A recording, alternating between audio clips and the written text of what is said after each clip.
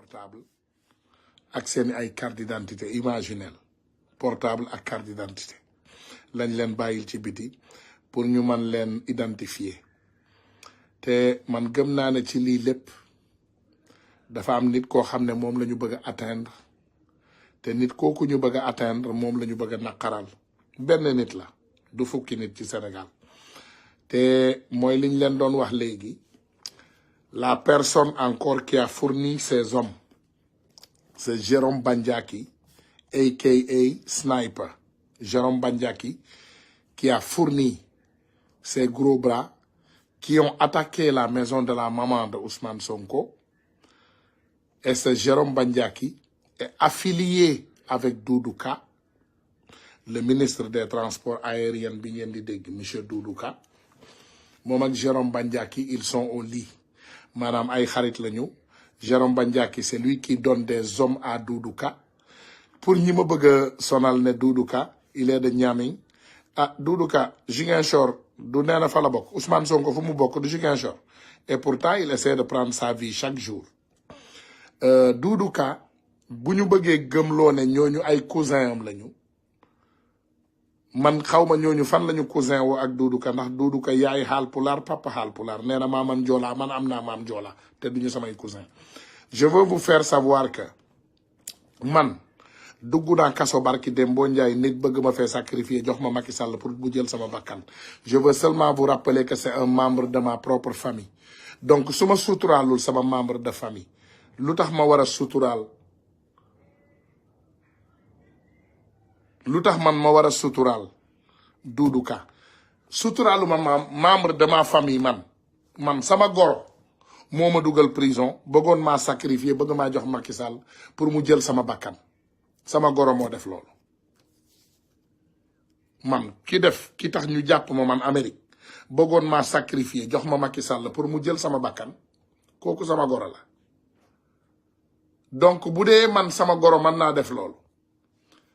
lan moo war a tax ngeen yaakaar ne Doudou Ka mënul def loolu. Jérôme Bandiaki am na doom comme ñun ñëpp am jabar ji nag ci information yi ñu jot am na lu ko dal ci feebar. On ne réjouit pas de la maladie de quelqu'un waaye moom xam na bu déggee dina xam ne ndeke kii xam na ma bu baax. Jérôme jabar ji dafa am lu ko jot voilà Jérôme loolu dañ la koy fàttali léegi Doudou Ka dañu bëgg nga ñëw leeral lan mooy sa relation ak Jérôme Bandiaki parce que Jérôme est un ancien militaire un ancien légionnaire très adroit ci tir ñëpp xam nañ ko ci Sénégal il est très adroit ci tir et son travail c'est de recruter des gros bras pour des personnalités politiques Jérôme loolu mooy liggéeyam il recrute des gros bras pour des personnalités politiques loolu mooy liggéeyu Jérôme Bandiaki dafay recruter ay gros bras. léegi gars yi am na sànq lu ma leen wax ma ne leen je suis allé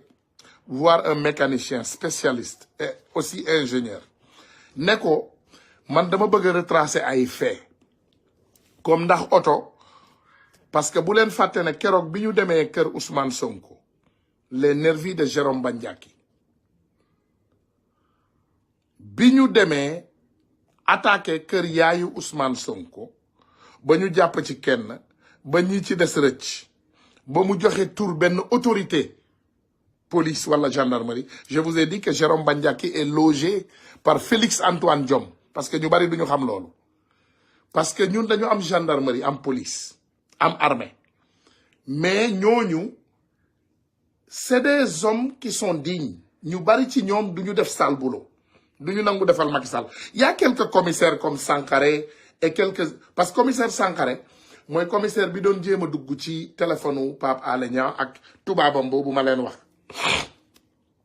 te jëlewuñ ci dara parce que da ngeen dégg aussi ñuy jéem a lëre xelu nit ñi ne téléphone Pape Alé Niang bi information biñ ci jëlee ci la ñu basé wu pour dem jàpp diw ak diw dañuy fen téléphone Pape Alé Niang jëlewuñ ci saala yaay ndeer lu dul ab vidéo boo xam ne dafa vidéo tubaab bi ci doon jéem a dugg donc il faut ñoom ñu xam loolu il faut ñoom ñu xam ne ñun xam nañu sax software ak hardware yi nga xam ne moom la ñuy utiliser pour di mën a traquer ay téléphone jàmbur mais ils n'ont pas pu craquer le téléphone de Pape Alé Niang. Donc ma delluwaat ci Jérôme Bandiaky voilà donc quand ils ont attaqué la maison du maman de Ousmane Sonko, de la maman de Ousmane Sonko, garde du corps yi ak suñu photographe boobu yàlla na ko yàlla yërëm te yéexee ñu dañu déparé Ziguinchor di jubal Dakar oto bi dem ba ci yoon bi këpp ma ne mécanicien bi dama reconstruire waatal les faits pour yenn ñu bari ñu xamul 4x4 Toyota Prado dafa am suspension boo xam ne bu duggee ci biir pax amortisseur yi baax nañu baax boo xam ne du sànni oto bi muy këpp maanaam am na rebondissement bu baax li ñuy ne rebound a good rebound system maanaam oto bi comme bu duggee ci pax du tëb déedéet day dugg ci pax mais day rebondir parce que amortisseur yi am na puissance boo xam ne mën na retenir à certain niveau du dem ba jeex takk pour détériorer Toyota Prado am na boobu capacité benn deuxième waa ji ne ma roue oto buñ ko desserré cela ne veut pas dire que rek boo déparé parce que li tax ma laaj ko loolu distance bi ñu daw dafa bari donc dañu simuler mu ne ma boo dindee li nga xam ne moom mooy écrou roue oto boo ko desserré parce que ku koy dindi du ko dindi carrément parce que dañ koy desserré ba mu luus maanaam ba mu wàññeeku nga xam ne ci biir daw bi comme sens contraire la day dem di ubbeeku di ubbeeku di ubbeeku ba wodd mu ne ma loolu bu amee oto bi ça dépend ci tali bi nu mu bindoo tali bi ni mu bindoo mën naa tax oto bi daw 100 kilomètres 200 kilomètres 300 kilomètres 400 kilomètres 500 kilomètres wala 20 kilomètres ça dépend mais lii wóor te wóor mooy oto bi mën naa daw des centaines de kilomètres bu fekkee ne tali bi muy daw dafay daw tout droit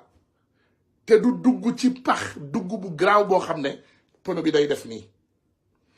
donc li leen dal bi ñu desserré pono bi ñoom daw nañu ay centaines de kilomètres à un moment donné nag dafa dem ba mbir yi lâché affaire bi ci la def choc boobu oto bi mën a këpp parce que bi mu ko simulé daf ma ne dinaa la ko defal nga toog ma def oto yow nga toog ci biir ma wan la et effectivement dawal naa oto bi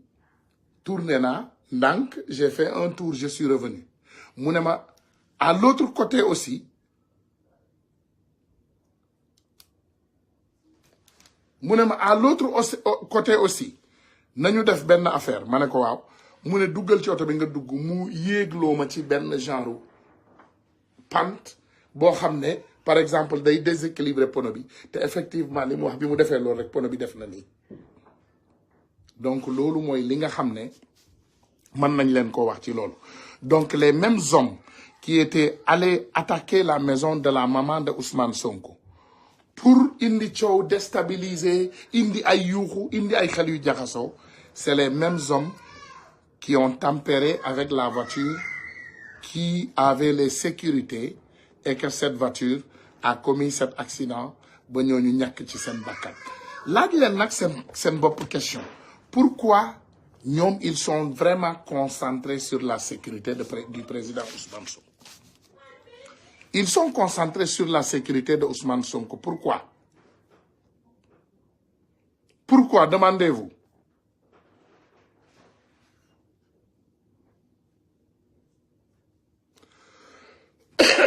Laaj leen seen bopp question. Pourquoi la voiture du sécurité du président Ousmane Sonko? Pourquoi toujours ils ont envie d'éliminer la sécurité du président Ousmane Sonko? Parce que Ousmane Sonko, bu leen fàtte ne, il a une très solide sécurité autour de lui. Maanaam sécurité bi ko wër dafa dëgër këcc franchir ko c'est presque impossible ndax dafa am ay góor yàlla yoo xam ne Ousmane Sonko daf leen jaral seen bakkan ñu mel ni Petit ñu mel ni ay Limousine ak ñeneen ku lim juum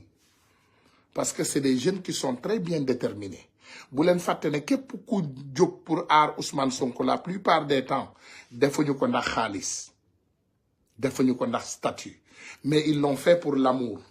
maanaam le don de soi pour la patrie.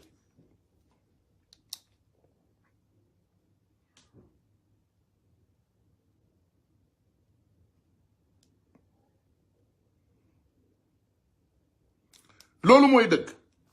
Donc la voiture de Ousmane Sonko a été sabotée par les mêmes personnes qui sont allées chez Ousmane Sonko essayer d'attaquer la maison familiale. Loolu mooy dëgg.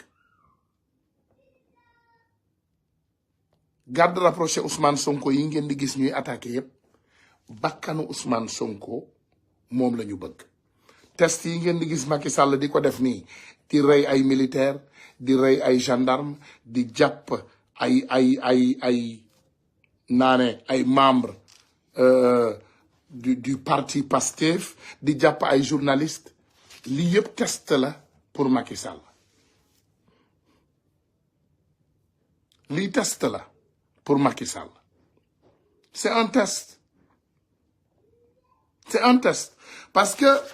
voici la scénario que Macky Sall a envisagé sur Ousmane Sonko. Le deal Adji Sarr Ousmane Sonko. Après, il continue avec, en cas, s'ils n'ont pas réussi sur le deal, ils vont essayer à tenter sur la vie de Ousmane Sonko. Te li waxoon naa ko Macky Sall defe naa bu yàggul dama koy waxaat rek pour bamtuwaat ko. J'ai dit à Macky Sall que ñun suñu antenne yi ñu am yépp ak jeunes yi ñu xam yépp benn doxalin la ñu am ak benn ngëm-ngëm et Macky Sall il a intérêt à prêter attention, très attention à cela. Nee nañ ko la sécurité de Macky Sall est liée directement à la sécurité du président Ousmane Sonko. Et la sécurité du Sénégal est liée directement à la sécurité du président Ousmane Sonko. Sénégal duñ ko taal Sénégal duñu reyante ci suñu biir Sénégal duñu nangu ku ñu jaxase ci suñu biir waaye Sénégal duñu nangu ku laal Ousmane Sonko. Bis bu Macky Sall laalee Ousmane Sonko dina mel ni rhinocéros yu nekk ci àdduna bi yépp seen doom dafa réer. Waxu mag nag laa leen wax bu fekkee xam ngeen li may wax xam ngeen tuuti àll laaj leen les chasseurs wala ngeen laaj les travailleurs des parcs leneen rhinocéros animal boobu rhinocéros laaj leen bu doomam réeree lan mooy xew ci àll bi ci entourage boobu te Macky Sall bis bu laalee Ousmane Sonko day daal di mel ni fukki junni rhinocéros la seen doom réer ci biir Sénégal et ce jour-là sera li ñuy ne Armageddon mooy ce sera la fin du Sénégal. Il faut Macky Sall xam loolu il faut mu xam ne bis bu laalee Ousmane Sonko ce sera sa fin moom mais dina nekk la fin de tout membre de sa famille et la fin du Sénégal. Parce que gis nga yàlla nañu yàlla musal ci Macky Sall yàlla sàmmal ñu le président Ousmane Sonko et Macky Sall du nit ku am xam-xam en réalité parce que affaire u Fulbert Sambou bi ak DJ Badji lii am na lu mu yëngal ci armée sénégalaise loolu man mën naa leen ko wax first hand ndax je parle avec des gens bu ma nee je parle avec des gens nitu Macky Sall yi ñoo bëgg a gëmloo seen bopp ndeysaan ci ay caaxaan ne li fi amoon du amaat voilà laaloon nañu Ousmane Sonko voilà kii la woon coronavirus la woon nit ñi dañu frustré woon amul problème loolu amul problème mën ngeen xalaat loo leen bëgg ci àdduna bi waaye dañu bëgg bu fekkee yéen vous êtes garçon comme les Ivoiriens yi di waxee si vous êtes garçon il faut toucher bu dee yéen ay góor ngeen déglu leen ma de bu dee ay góor ngeen di ay góoru yàlla dëgg ay góor di ay góoru yàlla te ngeen gëm seen bopp te gëm li nga xam ne moom ngeen di def wala moom ngeen di xeex bëgg naa ngeen tenter à toucher le président Ousmane Sonko. Vous n'avez rien compris. Le président Ousmane Sonko a créé beaucoup d'ingénieurs parmi nous. Le président Ousmane Sonko a créé beaucoup de professionnels parmi nous. Ñun kenn ku nekk ci ñun tey mën na la transel point de revanche wala point de protection wala point de réussite ci combat bi lii ñu nekk nii Macky Sall su xamoon ñaata nit et dans ce live maa ngi leen di nuyu maa ngi nuyu de passage sama frère soldat yu ma fi gis naa fi quelques-uns maa ngi leen di nuyu bu baax a baax bëgguma tudd seen tur pour des raisons de sécurité mais Macky Sall bu xamoon li koy xaar ci président Ousmane Sonko dina sàmm bakkanam aar ko toppatoo ko ba dara du ko jot parce que lu ëpp kat tuuru dama leen bëgg a indil vidéo ngeen déglu président Ousmane Sonko ci boppam muy wax ci moom otom biñ ko saboté xam nga ñun on est avec des bandits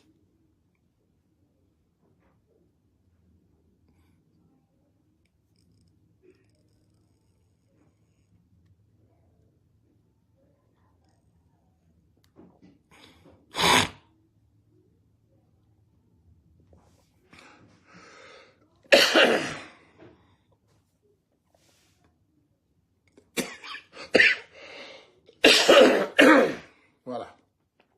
dama leen di indil lii nga xam ne moom mooy vidéo bi nga xam ne moom mooy bi ñu attaqué tentative d'assassinat du président Ousmane Sonko loolu xam nañ ko la voiture d'Ousmane Sonko victime d'un sabotage dama leen bëgg a indil vidéo boobu ngeen dégg Ousmane Sonko ci boppam.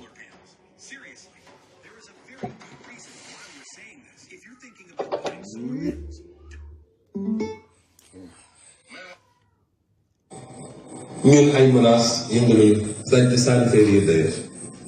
waaye dañuy jël au sérieux la ndax ñi ñu ko seetal ay assassins lañu jaaxle boo xam ne tey suñu mënoon faat bakkanu Ousmane Sonko def nañ ko li koy firndeel ma nettali leen lu ndaw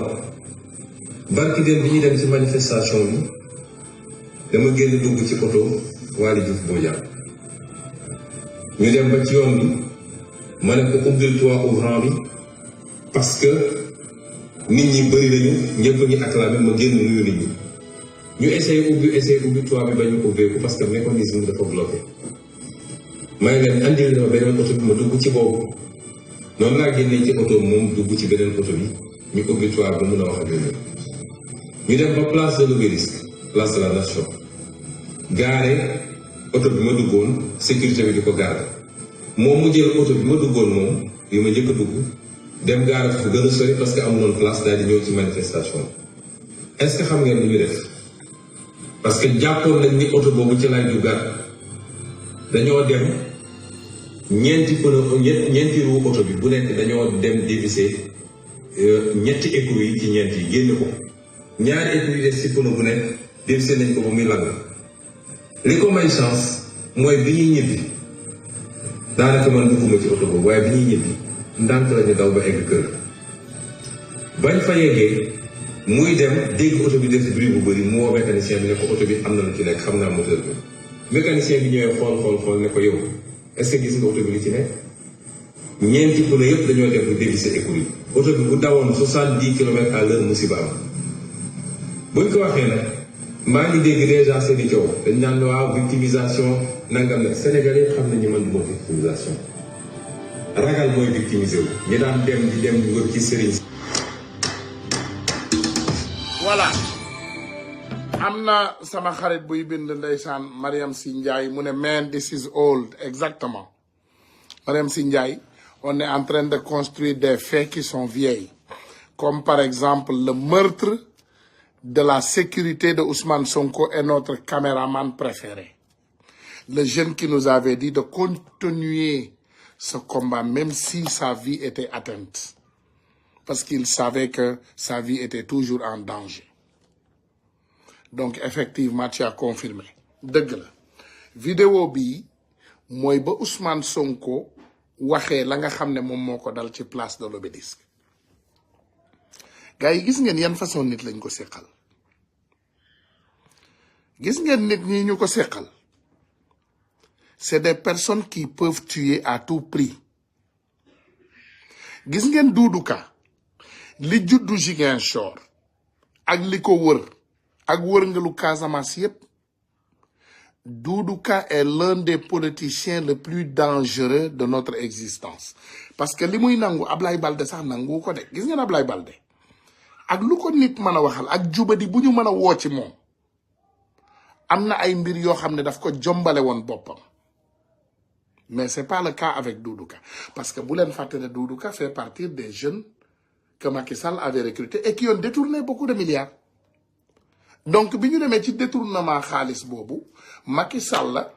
dafay jël toujours li nga xam ne dafay jël toujours li nga xam ne moom mooy tappalekat yi ak defkatu ñaawteef yi ak waxkatu ñaawteef yi mu taf leen ci boppam ba pare mu fàttali leen ne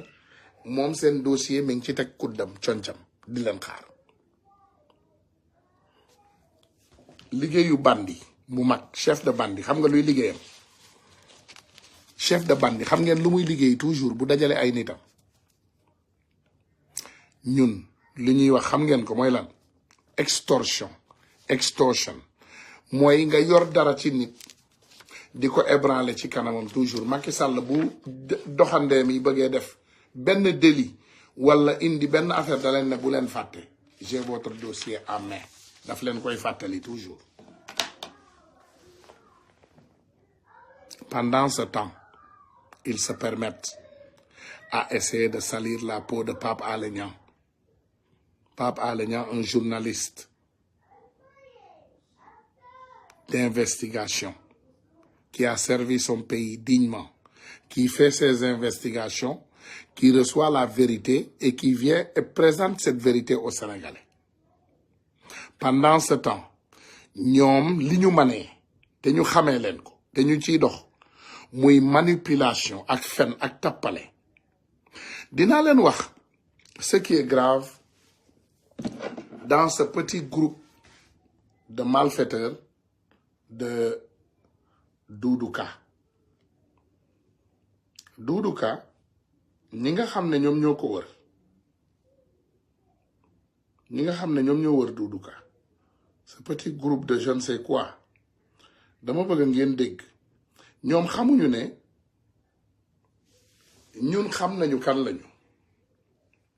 Cette dame qui s'est fait présenter comme quelqu'un déglu leen audio bi. sawa si loo ne yaa ngi si jàmm bu baax a baax naka mu ngi la tranquille naka fi nga nekk yaa ngi si jàmm bu baax. di nga famille waa ñoomu de beneen femme bu nekk la ñu koy naan Ami Tamba Ziguinchor la dëkk place de Gao seen kër famille foofu la nekk place de Gao. waaw moom moo dem si marché si maire yi muy menacé maire yi di wax maire yi ku participer si manifestation pour jàppale Doudou Ka dañ leen sanctionné mooy jaaykat maire yooyu mooy femme Kaburu si ñoo jënd jaayaat waaw moom la ko APR la bokk moom politique moo tax moo xam xaalis moo yor magasin marché bu ko fële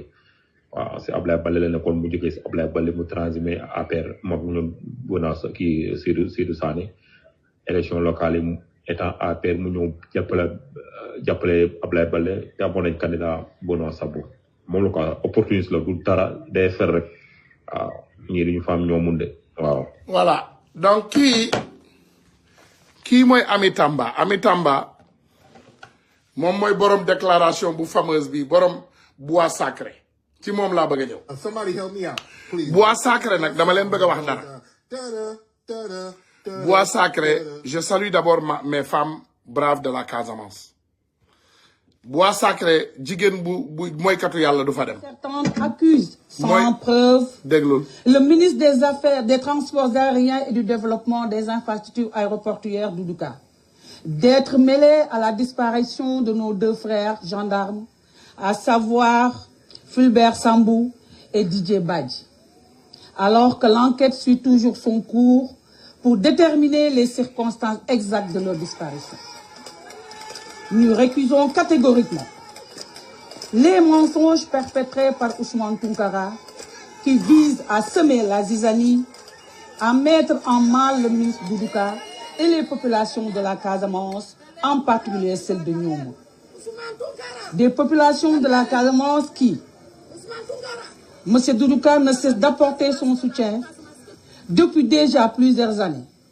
Le dernier en date est l'octroi d'une pirogue aux populations de Niom, localité. Kasumay, ami, bàyyi ma saaga la saaga joola parce que ñu bari duñ ko dégg Ipeli ñay joolaay xam nañu loolu lu mu tekki Ipeli ñay joolaay yu bari xam nañu loolu lu mu tekki ami yow yaa moom boobu dégg nga gis nga ami yow ku ñàkk jom nga xam nga ñàkk jom paasewul nga dem masqué wu nii xaw ma sëru rabal nga sol xaw ma lan nga ñu xam la Ziguinchor ngay jigéen boo xam ne tu n'es pas digne du nom parce que gis ngeen cosaanu joolaa yi ngeen di fontu nii joolaa yi ñu set lañu jigéenu joolaa ils sont très propres et respectueux te duñu njaaloo duñu mooy yàlla yow ngay njaalookat di fenkat di mooykatu yàlla nga dem dajale sa groupe Daniel Sorano bi ngeen ne yéen vous allez intimider un Ousmane Tounkara yow da nga xam man sama yaay da ngeen xam man sama yaay fu ma juree da ngeen xam man ban façon nit la yéen yaakaaru leen ne seen baay Macky Sall mi nga xam ne moom moo embauché Doudou Ka bu ma noon dara ci man Doudou Ka du ma fi fekk yaakaaru leen ne vos choses petits mystiques là su ma noon dara ci man Macky Sall du jéem Macky Sall ni kon kontaanul ñu ñàkk jom ngeen vous n'êtes pas respecté et pas digne ay doomu Casamance yéen doo leen doomu Casamance parce que boo leen nekkoon doomu Casamance respecté seen bopp xam seen bopp di ngeen am doxalin boo leen di doxee neel ma jigéen yooyu yëpp Ipeli ñay dégg nga jigéen yooyu la wër yëpp waxal leen ma ko lancer leen ma message bi ñu ñàkk jom ngeen xamu leen seen bopp yéen xamu leen seen bopp boo leen xamoon seen bopp di ngeen xoolaat seen bopp bu baax duñ leen dugal ci affaire yu imbécile yi yéen am ngeen jom yéen am ngeen jom am ngeen fulla am ngeen fayda yéen yaakaar ngeen ne koo xam ne tout un état avec sa machine et ses matériels intimidé wuñ ko yéen man ngeen dajale benn jigéenu groupe bandi boo xam ne kenn ci yéen du référence ngeen toog ngeen ne da ngeen di intimider ay nit yéen xam ngeen seen bopp ay kuti ay salo benn groupe bandi délinquant kenn xamul foo leen jóge ngeen dem ami Tamba mi dem dajale leen ci marché ba ah ne leen génn leen dem leen defali lii Doudou Ka ah ngeen nekk des militants alimentaires ñàkk jom bi ngeen doon ngeen génn ni yéen ngeen ne Ousmane Tounkara yéen yaakaar ngeen yéen man ngeen maa intimider par contre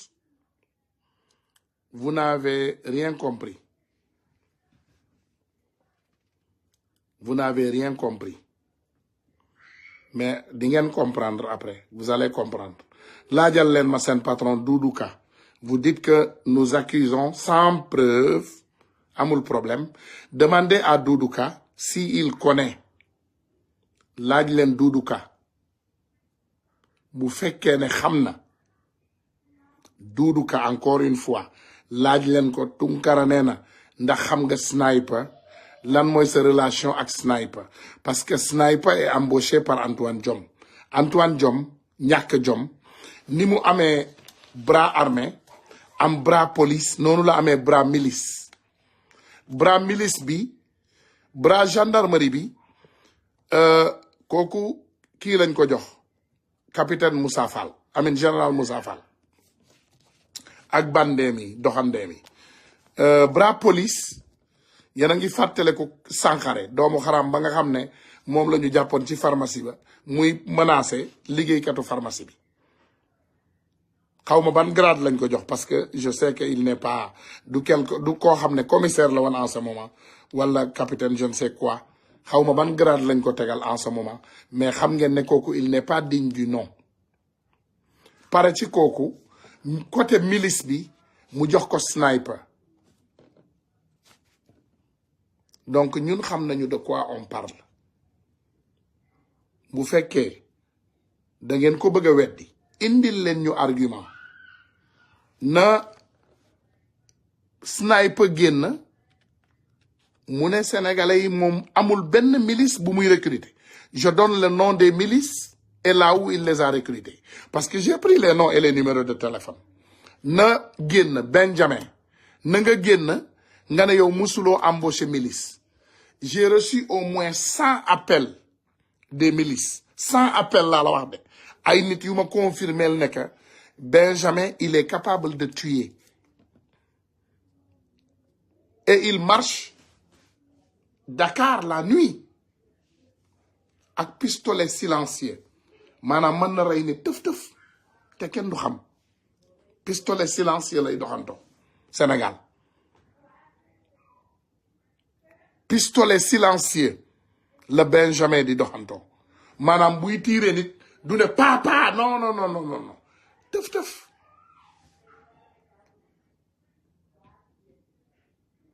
dama ne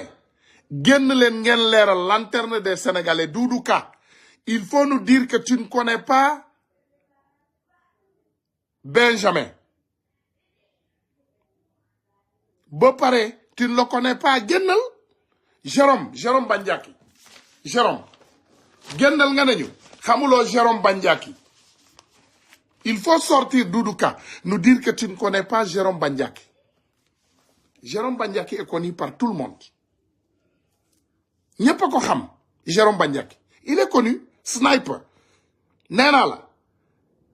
il a même été yéen yóbbu ngeen ko sax France pour mu nekk fa légionnaire Jérôme est un assassin pur et dur ak loo leen ko mën a setal ni ngeen ko mën a setalee nee leen ko loolu kay du weddi bu sori si Jérôme vient et refuse catégoriquement d'avoir recruté des nervis et des légionnaires pour Macky Sall mais wax ji jeex na wax ji dafay clos mais Jérôme ne le peut pas day jooy rek waaw on m'a accusé de tuer mes cousins non non non non on t'a pas accusé Jérôme on a confirmé et affirmé que les nervis et les mercenaires de Macky Sall les légionnaires qui peuvent tuer et qui tuent c'est toi qui les as recrutés te yow xam nga ne li ñu wax mënuloo koo dindi preuve vous n'avez pas voulu d'autopsie pourquoi vous cachez quoi lan moo tax buggu leen ñu def autopsie ci famille boobu pourquoi vous ne voulez pas yéen vous n'avez pas tué c'est prouvé que vous n'avez pas tué pourquoi vous avez refusé l'autopsie Macky Sall a ses mains couvertes de sang moo tax fi mu ne nii coupe du monde bi lay jël di tëb di dal di wax sénégalais yi ay waxi dof di ñu wax ay waxi voilà ay diw dina dem def confrontation ak diw on s'en fout ñun suñu yoon nekkul ci dara li ñu bëgg mooy faites lumière dans la mort de ces deux hommes Didier Badji et Fulbert Sambou mes frères de sang Fulbert Sambou un militaire un renseignement généraux équivalent de l'FBI Didier Badji un adjudant-chef de la gendarmerie dont on attend toujours le communiqué de la gendarmerie Doudou Ka un homme politique qui se dit fils de la Casamance Doudou Ka bugguma indi affaire tribalisme de waaye gis nga Casamance bi muy takk am na ñetti nit yoo xam ne ñoo ko taaloon et je peux te dire que le préfet en ce moment était tout couleur damay fàttali de gis ngeen Casamance bi muy takk ñetti doomu aadama ñoo ko taal ñetti doomu aadama ñoo taaloon Casamance bu njëkk ba ñetti doomu aadama ñoo ko taal. Il faut arrêter ces choses de tribalisme mbirum xeet yi bàyyi leen ko ci Sénégal parce que Doudou Ka doo référence ñi la wër ñi ngay àndal duñu ay référence et on vous connaît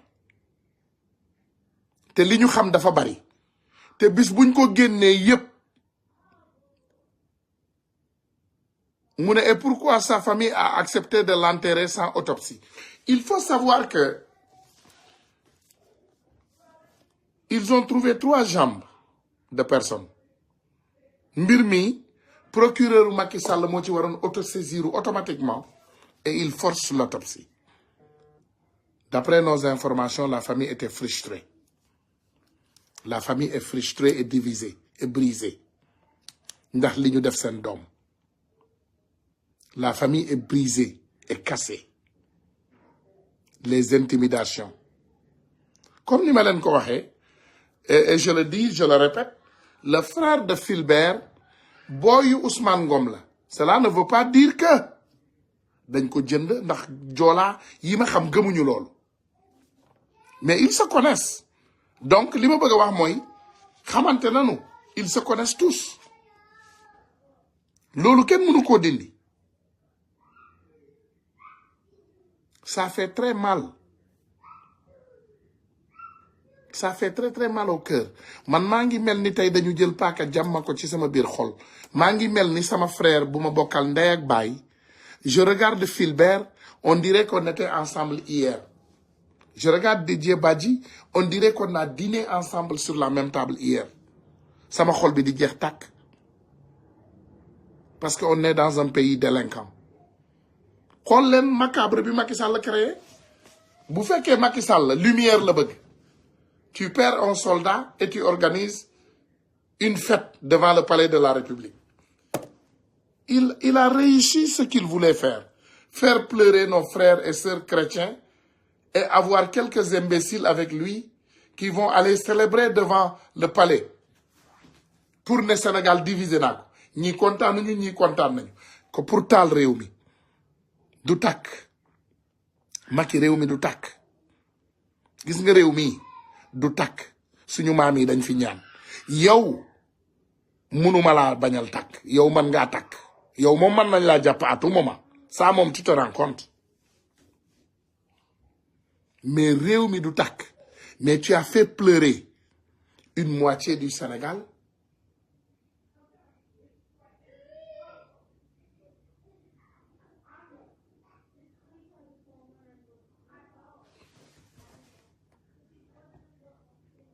ngeen defee ne yéen man ngeen nuire benn doomu aadama ci Sénégal ngeen defee ne yéen man ngeen waxati wala defati lu doomu aadama yi di gëm. Macky Sall monsieur scandale après 6 000 milliards 94 milliards après 94 milliards 45 milliards après 45 milliards 50 milliards après 50 milliards 20 milliards après 20 milliards 60 milliards après 60 milliards ba kañ jusqu'à quand? Fulbert a été assassiné pur et simple. Et c'est confirmé par tout le monde. Fulbert a été assassiné. Sénégal du takk Macky. Yow nag, quant à yow, ak sa avion boobu. I don't know what to tell you.